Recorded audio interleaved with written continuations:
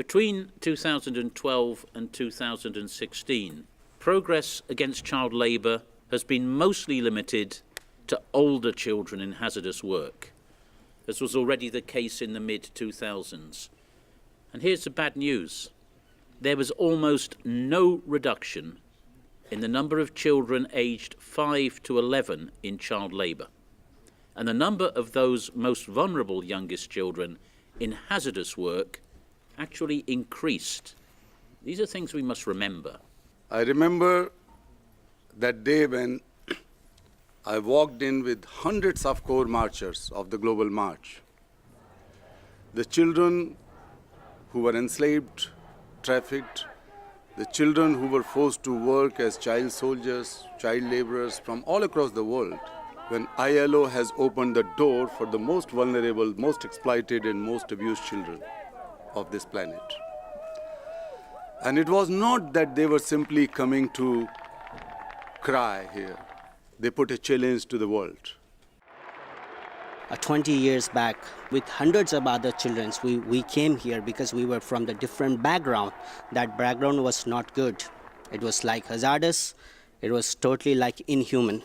So we enter here, and then I just remember that I was like, climbing on the desks of people, and then I was just raising slogans. Go, go, global march, stop, stop child labor. We want education. No more tools in tiny hands. We want books and we want toys.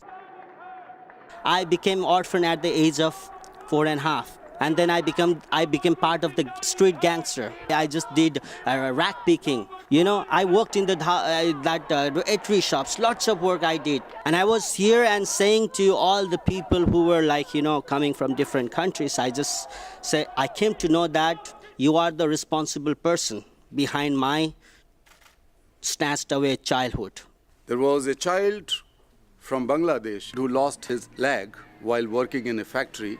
So he was marching across the globe with one leg, but with strong commitment, strong conviction, and strongest possible voice to say no to child labor.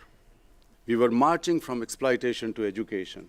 I am actually the third generation farm worker in my family. I began working in the fields at the age of 7, is what my mom recalls. I honestly recall it from the day out of the womb. Growing up in the fields was definitely hard. I missed a lot of school. I traveled a lot for work. My family was always on the hunt for the harvest. It's what we survived on. Working in the fields was actually normal to us. I didn't realize there was a problem. At the age of 7, it was normal. Listen to me, it was normal for me to wake up at 5 o'clock in the morning, put on my shoes, put on a t-shirt, and go work in the hot sun. Burning, my back was aching, 20, 30 pounds of buckets of cucumbers next to me, trying to make ends meet. I definitely feel like there's a problem, and it's not just in other countries, it's also in the United States.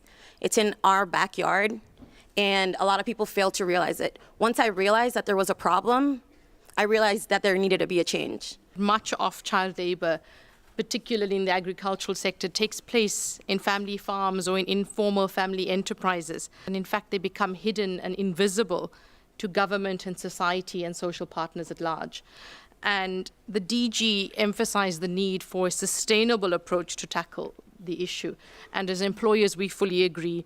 And in order to achieve such a sustainable approach, it is imperative that we have a collaborative and multi-stakeholder approach. Every year, children die simply because they're working in agriculture. That happens in all parts of the globe. It's not just a developing country situation.